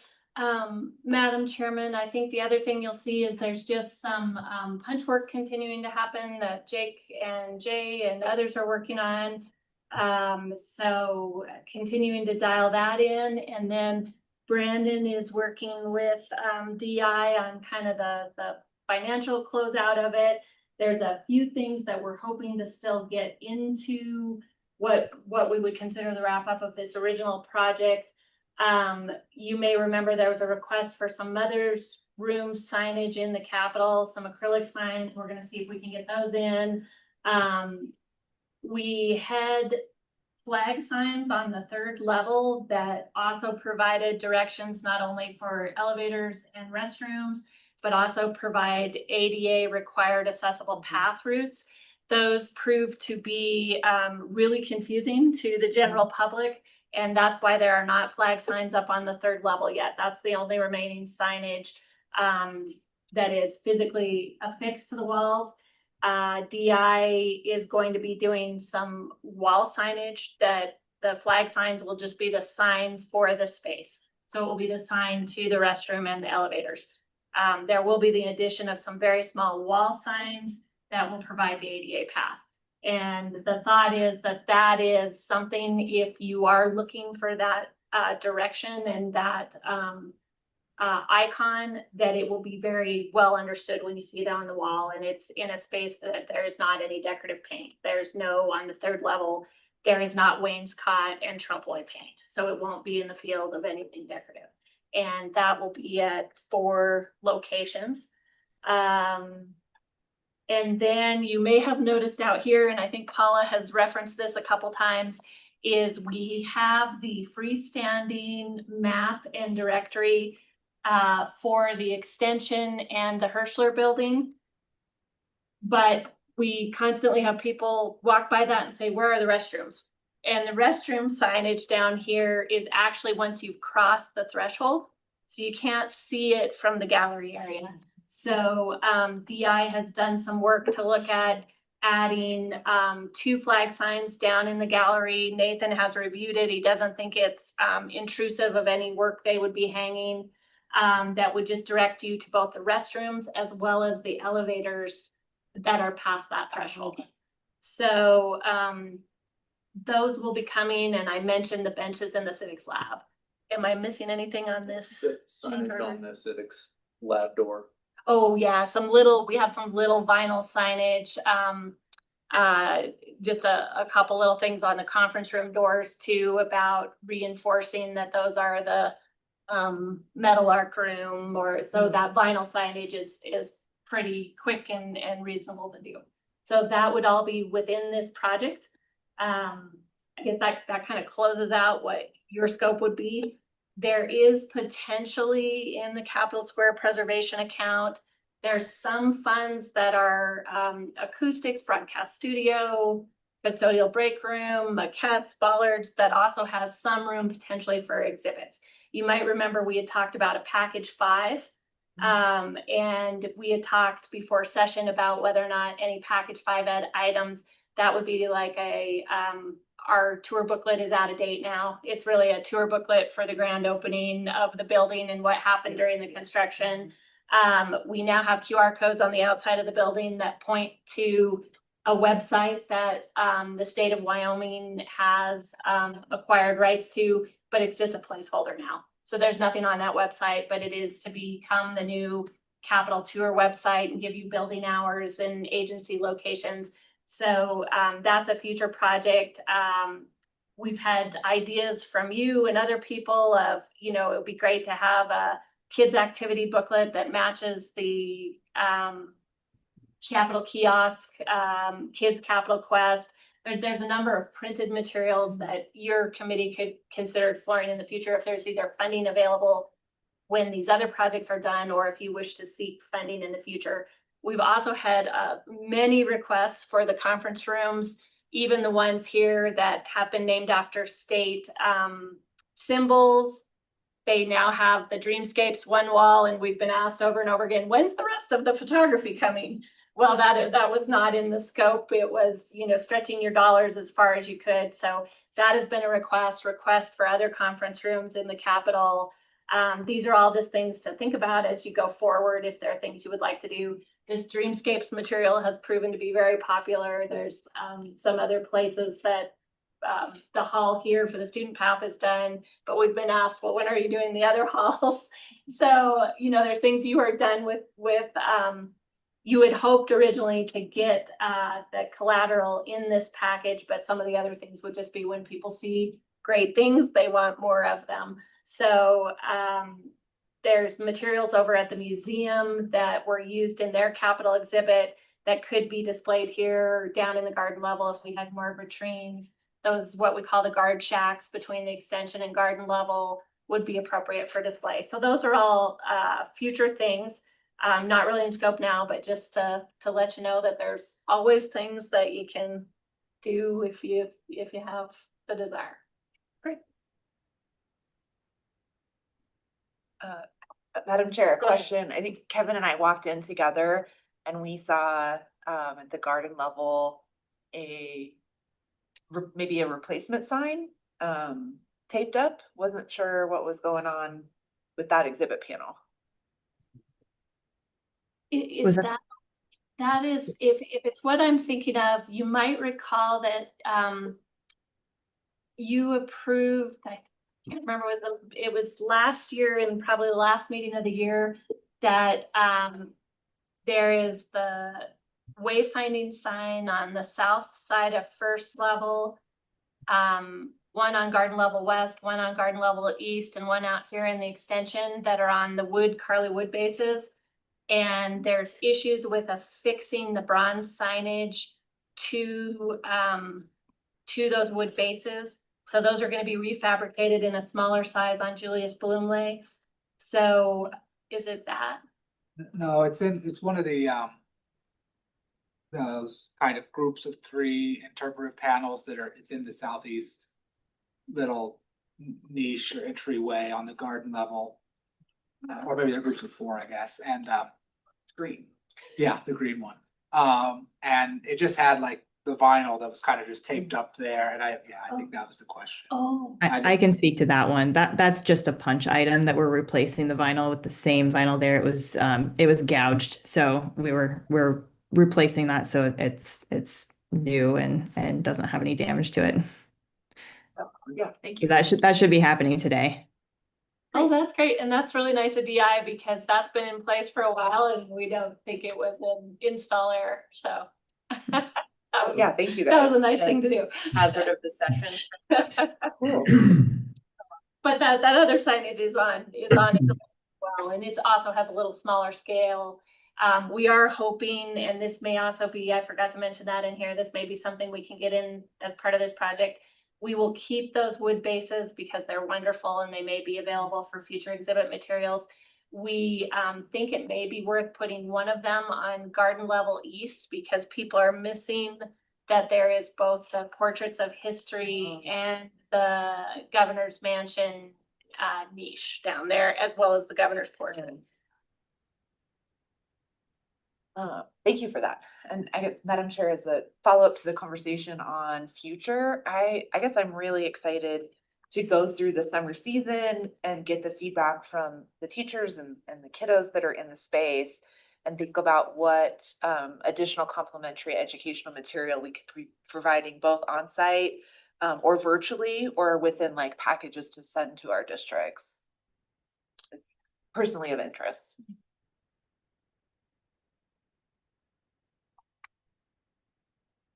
Great thought. Okay, anything else on that? If not, we'll move back into capital extension work. Brandon. So currently the capital extension drawings are on track with the acoustic and everything else. We're at 95%. Hindsight being what it is, I think next subcommittee meeting that we have the architect plan one come in and present what they've done. We've met with interested groups, both A&I and I think you guys were involved, State Museum, and took that feedback to create those drawings. So it's currently on the same process or same path as what acoustics and all those others. And it's also bound up into the MOU and what that's all happening there. So the next time this subcommittee gets together, I'd like to bring Plan One in and have them present what's going on with that. Great. And then I guess it would be perfect timing to go into the MOU discussions that we need to unlock to do all this other wonderful work. That's right. Thank you, Madam Chairman. We have provided you just today with a draft for review of an MOU. I have to admit, I've been wandering in the wilderness on this for a while because for a while I was hoping to get all the things in that this committee could do. But I think for a number of reasons, it makes sense to just really make this more straightforward. And so the idea behind this is that, and you also have a set of statutes that are related to this MOU. And the first one is really about the governance of the building. And you've heard me reference a lot 95106F, which is joint management of visitor services and maintenance and preservation of the buildings and exhibits. And the statute contemplates an MOU between SBC and Management Council to engage in these joint preservation and management activities. However, there's no real good way for Management Council and SBC to talk to each other. And what your committee has demonstrated over the last several years is having a joint subcommittee of SBC members and legislative members has proven to be really effective and collaborative, and having the agency partners here to be able to answer questions and provide their expertise has really proven invaluable. So the answer I would say is probably right in front of us. We have brought this concept to both SBC and Management Council over the last few years. There's been broad support for your committee becoming what is essentially a Capitol Square Governance Committee. And the idea is, and you'll see this and we can walk through it here in a minute, but the idea is you would continue to be advisory in the same capacity you are now for major decisions, and you would make recommendations to SBC and Management Council. The second purpose of this MOU would be to basically be able to utilize the funding that's currently available in the Capitol Square Preservation Account. And that portion of the statute is in the public funds statute section. And it essentially is a vehicle wherein the legislature can put funds and either put funds for broad purposes that are identified in 95106F, or for very specific purposes. And they've done this a couple times. Sometimes they've made appropriations directly to agencies to expend. The exhibit project had a combination of both direct appropriations to state construction department, as well as some that are flowing into this account. The acoustics project is also that way. There was a direct appropriation to SCD, and then some of that reverted back because we just weren't able to use it all in time, and it reverted back, luckily, not to the general fund, it reverted back to this account. So now we're at a point where that account says those monies will be expended upon an MOU to be developed between SBC and Management Council as contemplated in 95106F. So really all this MOU does, I took it back from a lot of prescriptive detail, and it really provides for, in section 2, the purposes that I mentioned, to provide for joint governance and collaboration in areas of visitor services and preservation and event management, meeting management, really being good stewards of the building and welcoming the public to this building. The second part of that purpose, as I mentioned, is to be able to access those funds. And so the structure to do that under section 3 is to say that the committee, as currently structured, your subcommittee in 3A, would be through the end of this year, would continue to serve under its name that was provided in the 2021 session laws, which is the Capitol Square Interpretive Exhibit Wayfinding Subcommittee. And it would have it has 3 members of SBC and 3 members of the legislature. That at the end of this year, on December 31st, would transition beginning next year into the same structure, but would become the Capitol Square Governance Committee. So it's essentially your committee, but it is reconstituted for the purposes, everything you're doing now, plus anything that you may want to take on in 9-5-106F. So for example, Representative Sherwood, you just mentioned about wanting to have materials when kids come to this site. That would be very appropriate under 9-5-106F. So there's lots of those ideas. Different things have come up about how when A&I, for example, is hosting events down here in the extension, there's times where they have needs and things that they would like to see, and there's not really an avenue. Well, who does take a look at how many garbage cans we have for events? As silly as that seems, it's kind of a little bit of no man's land. So that's a silly example, but it's kind of soup to nuts. The idea would be, and the start of this next biennium is perfect because it will be the start of a new SBC and the start of a new biennium for the legislature. So you would, the governor would appoint 3 members of the SBC, again, 1 co-chair from the SBC side, and the president of the Senate would make 1 appointment, Speaker of the House make 1 appointment of a House member, and then Management Council make the final appointment. That's the same process you're using now. And then the Management Council would make a co-chairman appointment. So you'd effectively look like you do now and run like you do now in an advisory capacity. Construction Management Division and LSO would continue to be the main staffing for this committee, but we also note in section C, 4C, that it would be helpful to have Department of Education and A&I and state parks continued involvement in here.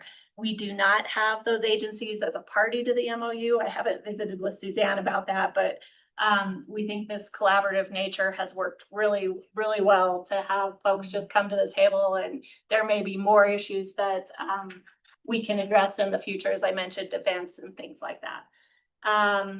Section 5 deals specifically with the triggering of this MOU, allowing for access to those funds. We decided to default, just for ease, that those funds would normally go to State Construction Department, Construction Management Division, but there may be occasions when the committee would want to recommend direction of those funds to other agencies. And one example here might be State Parks for a purchase of maquettes. Then we just give very broad responsibilities right now in 6 and 7 to the commission and council, which again is similar to what they're doing now, to review and approve projects that you may put forth or recommendations you may put forth. We do reference above that there is obviously jurisdiction. The State Building Commission has jurisdiction that is broader under 95106, and the legislature has some responsibilities within there for any architectural changes to the building. And they also have some areas that they control under Title 28. So that's referenced as well. And that's just trying to make it clear about who gets to make decisions where in this shared building. And then we provide responsibilities for both state construction department and LSO, which is basically to provide the same kind of staffing support that you've seen to date on this committee. And then page 3 is really AG's office boilerplate, and they will be reviewing this as to form. And then last page is signatories. So it's pretty straightforward. It doesn't really go into detail about all these things you could do under 95106F, but that's the idea. And I think the urgency in it is that funds for acoustics, broadcast studio, custodial break room, gallery, and purchase of the maquettes is in that account right now. A question on section F, responsibility department. From time to time, the department will, I think you guys take on responsibilities like putting in some, or is that A&I that puts in the extra sound things, or who's moving the statutes and the sidewalks and all that stuff now? Do you guys have anything to do with it, or? I'm sorry, moving what? Well, I'm looking at the responsibilities of the department. It says department shall, with the LSO staff support committee, serving as fiscal and contracting agency for expenditures of appropriations. Was designated to another agency. I think A&I does have a designation in some cases, don't they, that they do that contracting work. But what I'm wondering, is there any work that you guys can do within your agency not necessarily as a contracting, it's just stuff that you can do, or the same, is that possible if A&I can do some things through maintenance or whatever where you don't need it? Madam Chairman, Treasurer, yes, I think state construction can certainly assist all of our supporting agencies to accomplish work that the committee desires. And the funds can certainly be channeled directly to another agency if there's a function that's deemed appropriate to do so. Yeah, I don't see that responsibility enumerated in here, whether it's broad enough that actually encompasses it or not. Yeah, and Mr. Treasurer, I think the idea here would be that it wouldn't necessarily direct any funding to Capitol Square. For example, any major maintenance activities that are occurring right now that A&I has funding for example, they're doing some tile replacement work in the Capitol right now of loose tiles. That wouldn't be contemplated under this MOU. This would be simply money that has been appropriated to the Capitol Square preservation account for very specific projects like the acoustics project. So that You need a memorandum of understanding for the other things that need to go in place as far as, how that would work. Situations where you don't have specific money and you don't have to do contract. Yeah, and Mr. Treasurer, we at first had debated about with other agency involvement, do they need to become parties to the MOU? But I think because the statute specifically talks about governance agreements between SBC and council, we thought this would just be a way to keep it really clean. Now, as your committee. I think this is clean. I'm just wondering what's not in this, and do we have to have another document or another something that actually, provides that you can do that. And what kind of piqued my interest on it was this other one over here is that section 3, architectural and structural alteration on the ground shall include material notification of contours or placement or removal of the pathways or statutes. And I don't know whether or not that is the architectural or structural whether or not that, I guess, points us to hiring an architect or hiring an engineer, where sometimes A&I or construction department has that area expertise. You know, and we just didn't want to tie our hands and say that we have to hire all these expensive professionals when we have in-house capabilities. Madam Chairman, Mr. Treasurer, I can speak to that a little bit. And that portion of the statute that provides notice to Management Council and SBC of some of those activities that happen. State Construction has managed a project related to a couple of underground water leaks. And I has also handled water leaks under that notice has been provided. And usually those are covered with other funds, whether it's major maintenance, whether it's a contingency, emergency major maintenance, or even a risk. Well, we don't tie your hands in doing anything with the way this one is. No, This is just- usually there's needs. Yeah, The needs of the building and the facilities are taken care of. yeah. Well, you know, when one said that the legislature is gonna do structural or something or other, you know, but you know, you guys actually identified them. I just want to make sure that it has enough flexibility in there that you can go on like you are, and we don't wake up next year and says, oh, well, we didn't provide for that capability, so we have to wait for the legislature to make that determination, even if there's a structural problem. No, I think that the statute has the information that's needed there. And we don't do anything architectural changes or structural changes to the building unless it goes through a legislative session. Okay. But if it's an emergency, then we just provide notice. But if it's an emergency, you can still address it. Yes. And I would say I debated about, for reference, giving you E and G, because F is really what this MOU covers, but I thought E and G were nice to understand section F sub I about maintenance and preservation. So really, I would say so far what we've seen since this statute became effective in 2019 is I think I commend both A&I and State Construction Department on those notifications in E. I think have worked really well. I think the role in this committee may be that if there are, as the venue to be more collaborative comes up of like, well, hey, how is this working? What could we, this might just be a place to kind of spitball some ideas as well. Absolutely.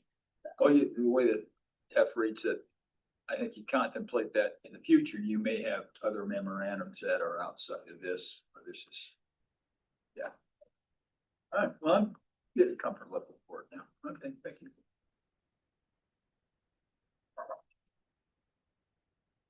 And we can always the statute does say memoranda, so we can always have future MOUs for what work we may not know even exists yet. And Madam Chair, the statute says memoranda and other agreements. And I think one of the things that I got a little stuck on this was thinking that that I was obligated to say every possible thing you could ever want to do as a committee. And really what this is just the structure for your committee to become the governance committee and to access the funds. And really, Suzanne and I have visited, it might be that perhaps this committee might want to develop stewardship guidelines. It might want to lay out some of what it is you think can be built up around the areas listed in F. So we may start having an agenda item just to the nature of what kinds of things you can do here. And I think the idea of having materials for students, and that would be where we'd love to have Department of Education continue to be involved about how we use the spaces. But you can get it down the road at least a year anyway, That's hopefully. that's Hopefully, yeah. Okay, all right. Yeah, thank you. And so I guess next steps, if you're would like to give you, definitely no need to read through this all right now, probably a week or so to give us if you have any feedback. And then Suzanne will be working with AG reps, and it will go to SBC on their side. It will go to Management Council on the legislative side, and hopefully we can get this. Hopefully the language is pretty much is what is in statute, and should be pretty straightforward. Thank you. Thank you. All right, Capital Curator Corner. All right. Ethan. Thank you, Madam Chair.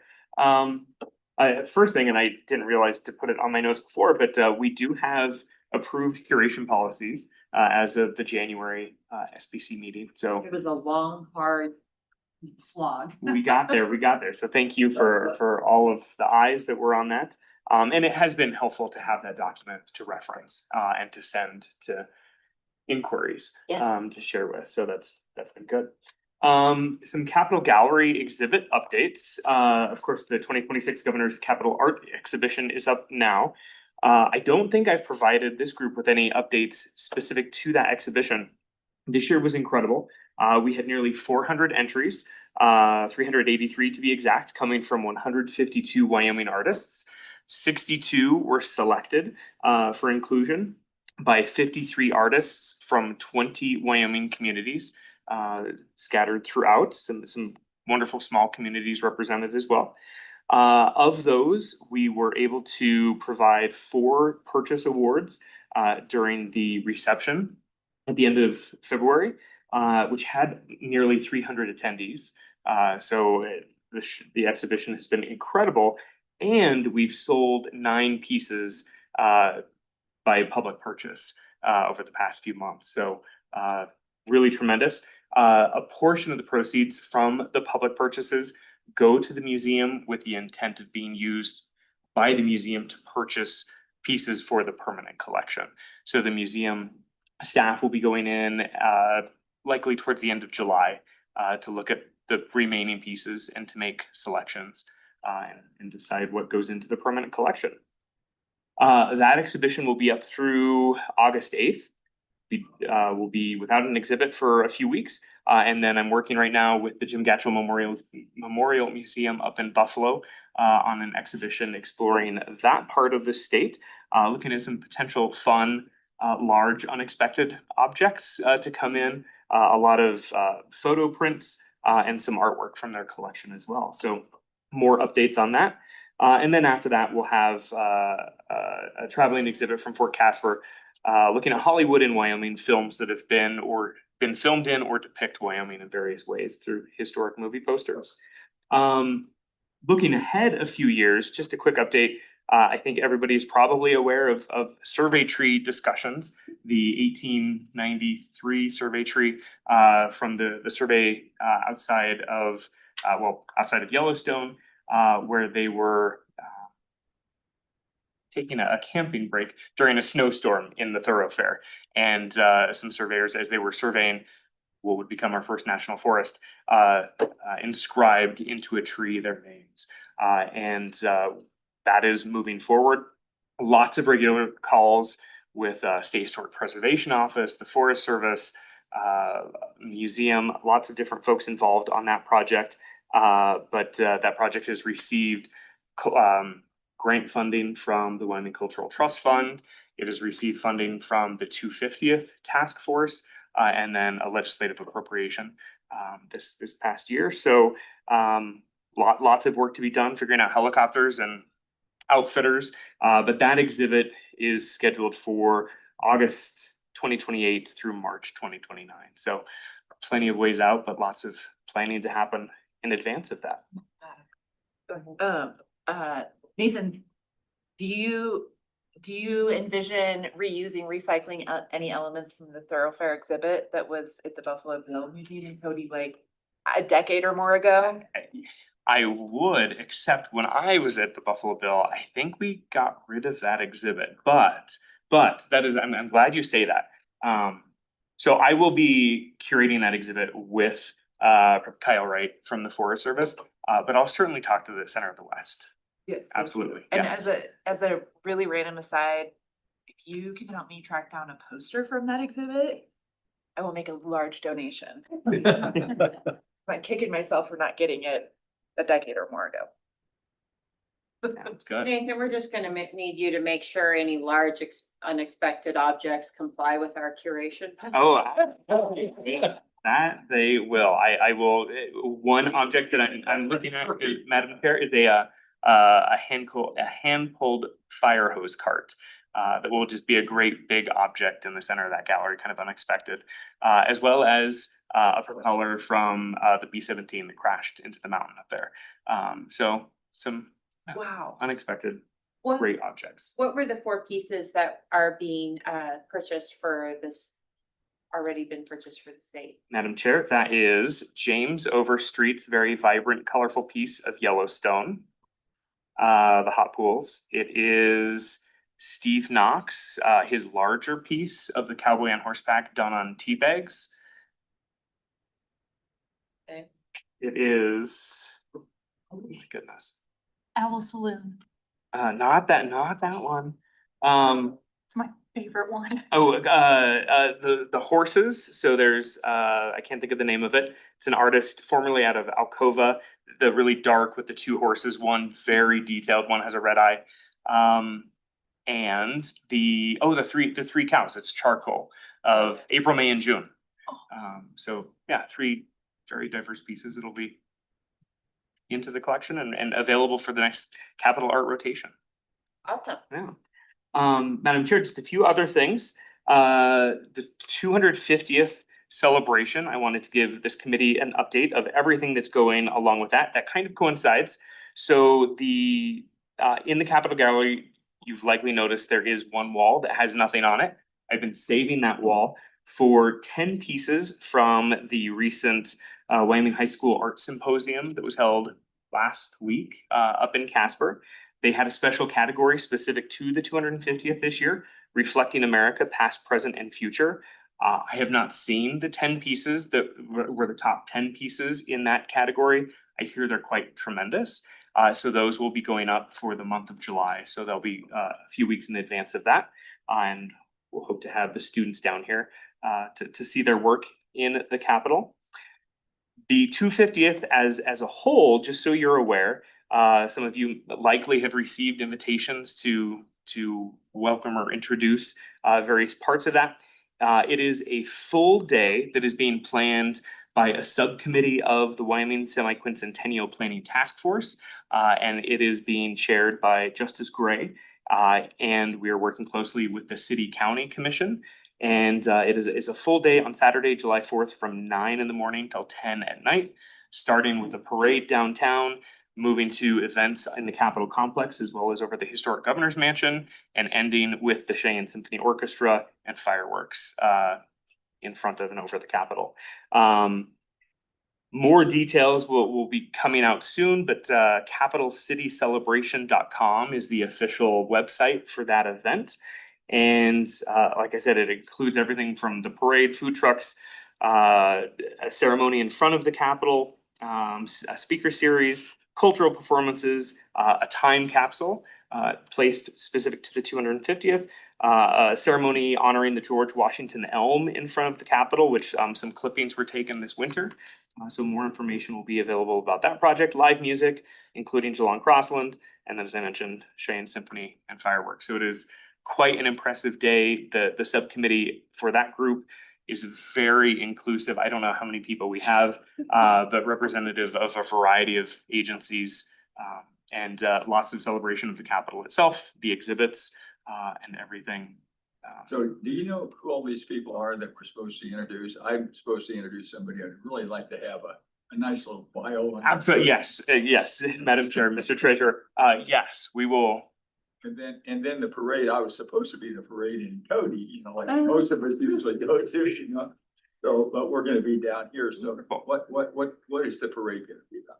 That the parade, Madam Chair, Mr. Treasurer, the parade is being handled by the city. I have heard through Nathaniel Trelease and their parade committee that it is far expanded beyond their wildest expectations. The number of entries they've been thrilled with. And I think they were originally planning on maybe at most a 45-minute, 30-minute, 45-minute parade. It sounds like they're definitely past that hour. So we're ecstatic to have you, and more details will be coming out. So across the board, lots of fine details to be figured out, but the state did contract with an event planner that has helped tremendously. Catbird Studio has been a tremendous help with that. Capsules do that. Did you like to put any time tidbits in those or not? The time capsule is, Mr. Treasurer, we're getting there, and we've done a really broad net requesting pieces for that. In the process of getting pieces from all branches of Wyoming state government. Department of Ed has been a tremendous resource in trying to gather. They put a wonderful call out for student artwork representing each county. Unfortunately, and I think entries are due tomorrow. Unfortunately, it has been difficult getting entries for that, but we will have student artwork represented strongly in there. We're working Arts Council, the American Heritage Center, and the Wyoming Writers Group. I can't think of the official name. They have a contest out right now, so we'll be including some of those pieces. I'm in contact with representatives of the tribes, looking at components, contributions representing both tribes. So yeah, we should have a good representative. And of course, contents from the reopening of the Capitol. So the intent is, with that time capsule, that it would go in the intended location of the 2019 placement, which never occurred. So some of the contents that were saved from that would be going in, and that's on the north side of the Capitol, under one of the capstones. Gonna have to be the size of a Volkswagen Bug. It is Very a Volkswagen bug. That's right. Madam Chair, Mr. Treasurer, it is the size, the time capsule, I should have brought it. It's about the size of a large briefcase. So not huge, but I remember some real interesting things went into the rededication of the Goshen County Courthouse. And you can imagine Cindy Hill and Matt Mead both put things in that, 100 years, that's gonna be an interesting read for people. Madam Chair, I have a follow-up question. Okay, is this gonna be a Jalon Crossland Symphony like mashup? Or is it Jalon and then the symphony? Madam Chair Representative, it will be Jalon, a break, and then the symphony, although I think that would be, and I feel like Jalon would be up for that, but. Fun. Symphony. Yeah. Maybe not. I think they would go for it. Make a request. And then, Madam Chair, just one last thing, going from that time capsule to the time capsule that you see in the center of the room. So this time capsule was found during the Capitol project. It came from the south side near the main entrance doors of the Hirschler building. At the time it was found, a decision was made not to place it back in and not to open it. So it has been over in our collection storage space at the museum with a big question of what to do with it. So in talking about the. Wow, the wall. I thought this was a material, like we were gonna. So the thought is that this subcommittee would be a great place to discuss what next steps to take with this time capsule, with the thought of potentially in the work that's happening with the break rooms just down here in the extension, if there's a desire to place it as part of that and put a marker for a reopening. The vault that we could put the contents in. If it could be opened, it's at the discussion of this group, with the idea of then that recommendation going to the State Building Commission for final approval. Are we sure it's a time capsule? It is. It is. It's sealed and it's. I was there when they took it out of the wall. Well, but was anybody there when they put it in the wall? Madam Chair, I did some searching and I did find reference to, I wasn't able to see the entire article, but I saw reference to a time capsule being placed In what year? in 83. 83. Oh, okay, which was kind of makes, no, 19. Oh, 19. But yeah, so It was it- a first Hirschler. Right, Oh, Which is why we didn't think we should open it. yeah. it was a very short. give it some time, let it go 100 years. It needs to sit for a while, yeah. We won't be here, but somebody will get a kick out of it. And we had discussed that perhaps if it's done as part of this art gallery, custodial break room, broadcast studio, if that space is kind of under construction.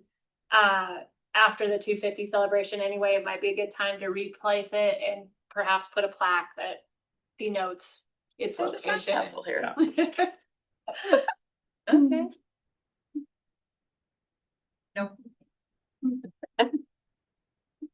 We could just get a can opener. But I'm surprised at how heavy it was. It was heavier than I expected. That was a lot of updates. Well, there's probably a lot of cassette tapes in there. It ain't right. Yeah. Put a thumb drive in and 100 years from now, they'll look at it and say, oh, can't hear this. Thanks, Nathan. Okay, with that, I'm going to call for any public comment. Not sure who would provide it, but is there anyone online? There is not. With that, I will Sure. close public comment. And we have a couple proposed tentative meeting dates.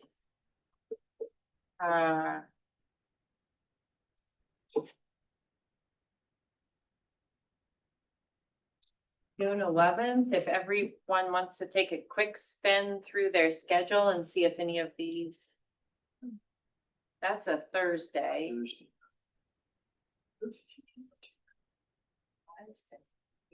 Is also a Thursday. And Madam Chairman, that July 16th day, we've already had two Kurt and I have. no's, Okay. and so I think we need to find a new date Okay. in July.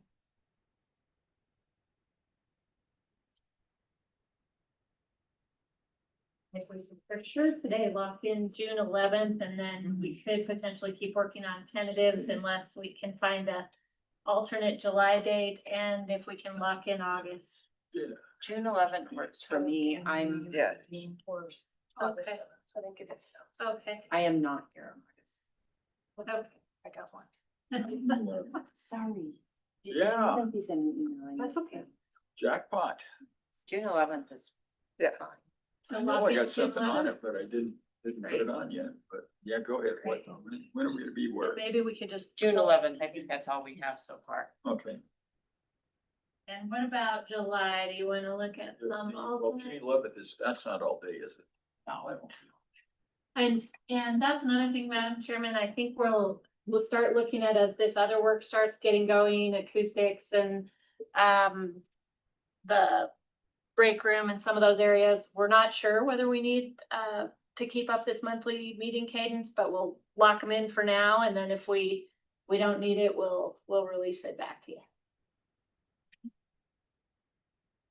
Are there other dates that work for legislative members in? I get real ugly. Yeah, For it is everyone. really- Well, like, well, You have a whole week off.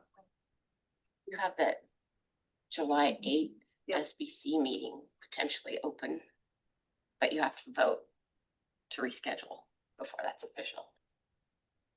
So, Madam Chairman, for what it's worth, that week of the 12th through the 18th of July is actually probably the best week for me, with all the other things going on. So, I could do 15 or 13.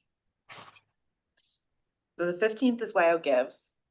That's why. WYO Gives. So I will be, Whole Wyo gives. How about the 13th? so but yeah, I can do the 13th or 14th. 13. Maybe once you're. Senator Landon, is the 14th a possibility for you? yeah, I think I can make that work. Perhaps. Anything after 9:30, I'm okay on the 14th right now. After 9:30? Start at 10. 9:30, okay, all right. 12:30, 14th, Tuesday. That sounds like it works for both Representative Sherwood and Senator Landon, so just checking for Senator Nicholas. So we'll, Madam Chairman, we'll lock in on June 11th and tentative for July 14th. And then do you want to look at a tentative date in lieu of August 7th? 30 to 3:30, is that about the range for 4:30?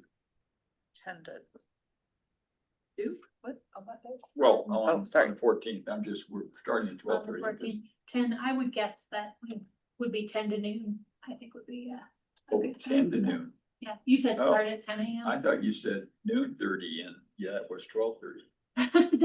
Did I? I may have. Start at 10 a.m. on the 14th. 14. And on June 11th, do you want to go back to typically you start at 8:30? Do you like that time slot on the 11th? Yeah. Great.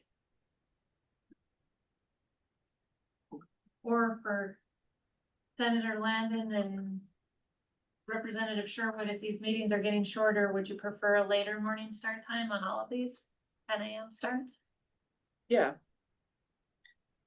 I don't think we have more than a couple hours worth of business. for the- So, Madam Chairman, if the question was regarding, do I prefer an 8 or 9 o'clock start to a 1 or 2 o'clock start? It's actually better in the morning for me, but I wasn't sure if that was the question.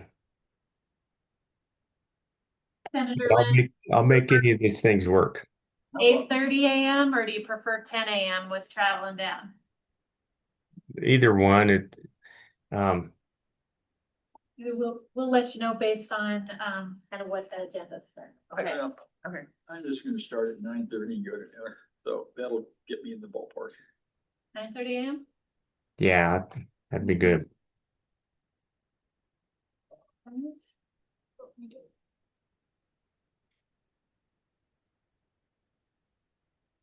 I think so. That's for both June and July.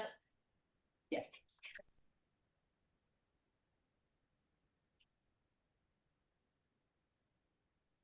And August, any dates you guys are collecting around besides August 7th? Do we have people on education? Ray, are you on education? I don't think Bob is. Senator Landon, you're not on education, are you? I am not. What about August 12th? I can do that.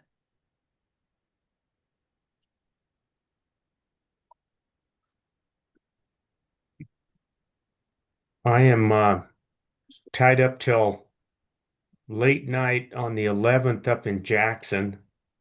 So the 12th would be a little bit challenging to get all the way down to the opposite corner. But I like it better than I do the 7th.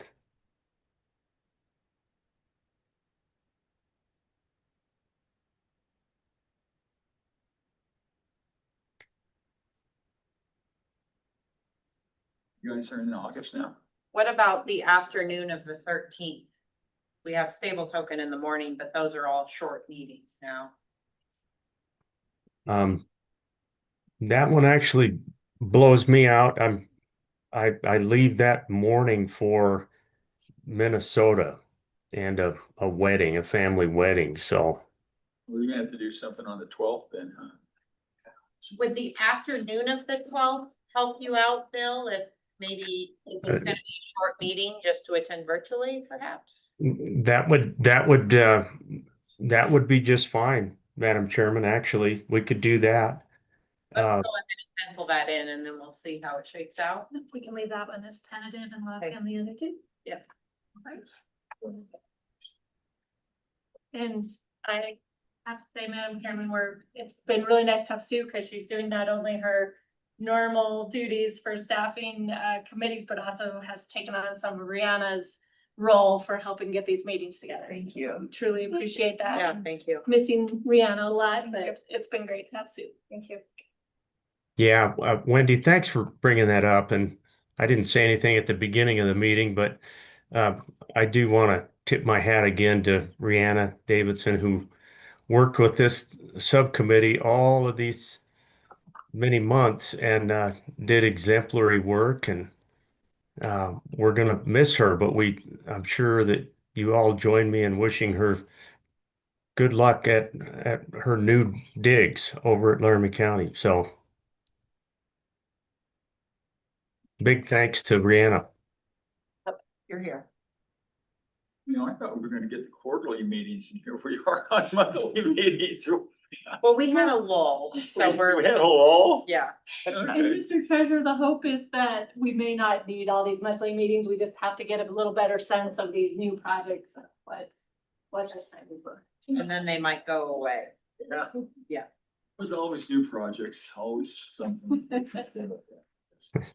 Great, thank you. All right, anything else before we call it a day? Okay, I'll go ahead and say we're adjourned. We don't usually vote on that, do we? Okay. Thanks, everyone. We'll see you in June. Thank you. Bye. Take care, everyone.